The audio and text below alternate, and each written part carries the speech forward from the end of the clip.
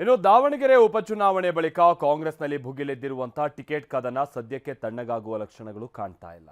ಪಕ್ಷ ವಿರೋಧಿ ಚಟುವಟಿಕೆ ಆರೋಪದಲ್ಲಿ ಮುಸ್ಲಿಂ ನಾಯಕರುಗಳ ಮೇಲೆ ಕ್ರಮವನ್ನು ತೆಗೆದುಕೊಳ್ಳಲಾಗಿದೆ.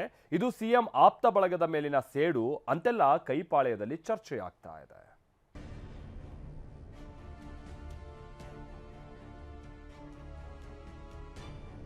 ಯಾರೆಲ್ಲ ಸಿದ್ದರಾಮಯ್ಯನವ್ರ ಪರ ಇದ್ದಾರೆ ಅಂತವ್ರನ್ನ ಟಾರ್ಗೆಟ್ ಮಾಡ್ತಾ ಇರ್ತಕ್ಕಂಥದ್ದು.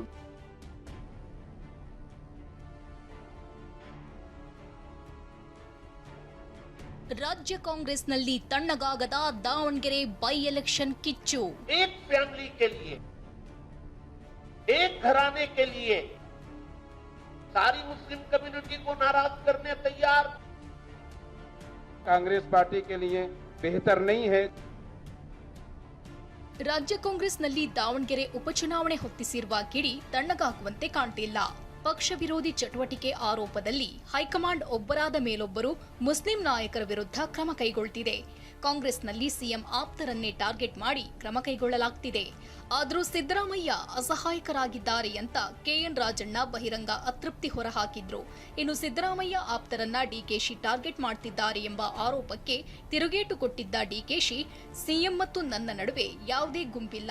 ಮುಸ್ಲಿಂ ನಾಯಕರ ವಿರುದ್ಧ ಶಿಸ್ತು ಕ್ರಮದಲ್ಲಿ ನನ್ನ ವೈಯಕ್ತಿಕ ಪಾತ್ರವಿಲ್ಲ. ದೆಹಲಿ ನಾಯಕರ ಸೂಚನೆ ಮೇರೆಗೆ ಕ್ರಮ ತೆಗೆದುಕೊಳ್ಳಬೇಕಾಗುತ್ತೆ. ಎಲ್ಲರೂ ನನ್ನ ಮೇಲೆ ಹೇಳಬಹುದು, ಆ ಬಗ್ಗೆ ನಾನು ತಲೆಕೆಡಿಸಿಕೊಳ್ಳಲ್ಲ ಎಂದು ಮಾರ್ಮಿಕವಾಗಿ ಉತ್ತರಿಸಿದ್ರು. ಪಟ್ಟಭದ್ರರು ಪಕ್ಷದಲ್ಲೂ ಇರ್ತಾರೆ, ಅವ್ರುಗಳೆಲ್ಲ ಈ ತರ ಹುನ್ನಾರಗಳನ್ನೆಲ್ಲ ಮಾಡ್ತಾರೆ. ನಾವು ಕೆಲವು ಮಾರ್ಗದರ್ಶನ ನಾವು ಮಾಡಬೇಕಾಗ್ತದೆ. ಎಲ್ಲ ನನ್ನ ಮೇಲೆ ಹೇಳ್ಬೋದು, ಹೇಳಿದ್ರು ಚಿಂತೆ ಇಲ್ಲ ನನಗೆ. ನಾವು ಸಿದ್ದರಾಮಯ್ಯನವರಿಂದ ಈ ರೀತಿಯ ಅಸಹಾಯಕ ಪರಿಸ್ಥಿತಿಯಿಂದ ನಾವು ನಿರೀಕ್ಷೆ ಮಾಡಿರ್ಲಿಲ್ಲ. ಪಕ್ಷ ವಿರೋಧಿ ಕೆಲಸ ಮಾಡಿದವರ ವಿರುದ್ಧ ಕ್ರಮ ಆಗಿದೆ.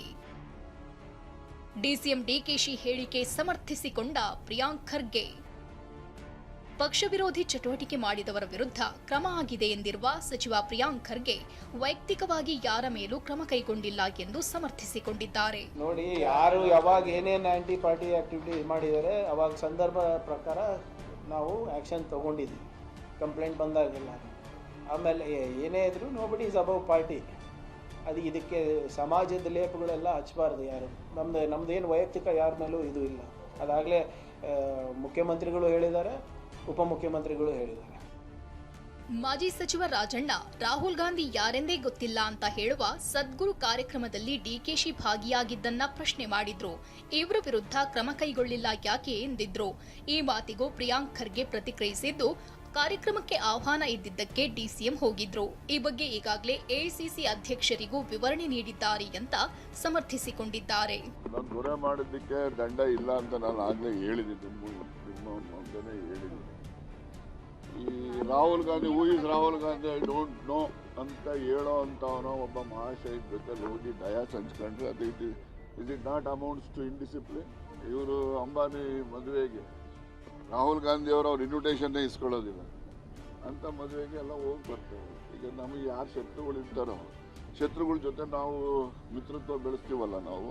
ಸದ್ಗುರು ಈಗ ಅವರೇ ಹೋಗಿದ್ರ, ಆಹ್ವಾನ ಇತ್ತು, ಹೋಗಿದ್ರು ಫಂಕ್ಷನಿಗೆ. ಅದಕ್ಕೆ ಹೈಕಮಾಂಡ್ ಅವ್ರು ಕ್ಲಾರಿಫಿಕೇಶನ್ ಕೇಳಿದ್ರು, ಅದನ್ನು ಕೊಟ್ಟಿದ್ದಾರಲ್ಲ. ಅವಾಗೇನು ವಿತೌಟ್ ಕ್ಲಾರಿಫಿಕೇಶನ್ ಕೇಳಿದ್ರು, ಖರ್ಗೆ ಸಾಹೇಬ್ರೆ ಕೇಳಿದ್ರು, ಏನಪ್ಪ ಏನಿದು ಅಂತ.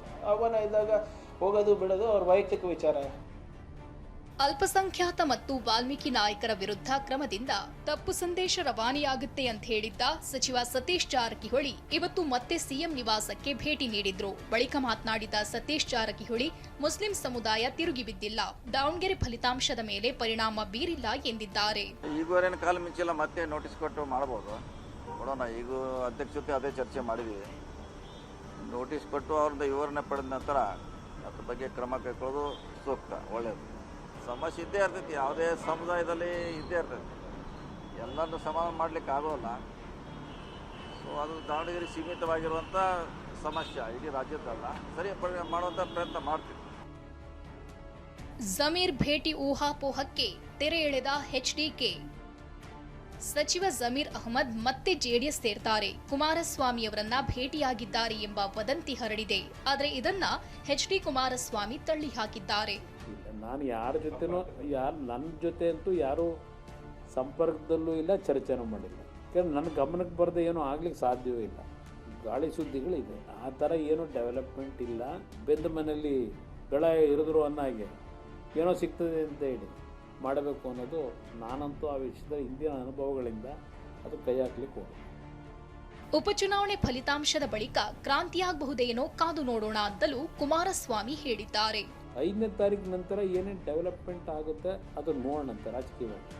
ಏಕೆಂದರೆ ಕಳೆದ 1 ವರ್ಷದಿಂದ ಏನೋ ಕ್ರಾಂತಿ ಆಗುತ್ತೆ ಅಂತ ಹೇಳ್ಕೊಂಡೇ ಬಂದಿದೆ. ಈಗ ನೀವು ಹೇಳೋ ಪ್ರಕಾರ ಈಗೇನೋ ಈ ಡೆವಲಪ್ಮೆಂಟ್ ಏನಿದೆ, ಈ ಕ್ರಾಂತಿ ಏನಾದರೂ ಬೇಸ್ ಆಗುತ್ತಾ ನೋಡೋಣ, ಕಾದು ನೋಡೋಣ. ಒಟ್ಟಾರೆ ದಾವಣಗೆರೆ ಬೈ ಎಲೆಕ್ಷನ್ ಕಾಂಗ್ರೆಸ್ನಲ್ಲಿ ಕಂಪನವನ್ನೇ ಸೃಷ್ಟಿಸಿದೆ. ಸಿಎಂ ಆಪ್ತರ ತಲೆದಂಡವಾಗ್ತಿದ್ದು, ಫಲಿತಾಂಶದ ಬಳಿಕ ಮತ್ಯಾವ ಬೆಳವಣಿಗೆ ನಡೆಯುತ್ತೋ ಗೊತ್ತಿಲ್ಲ. Bureau report, TV9.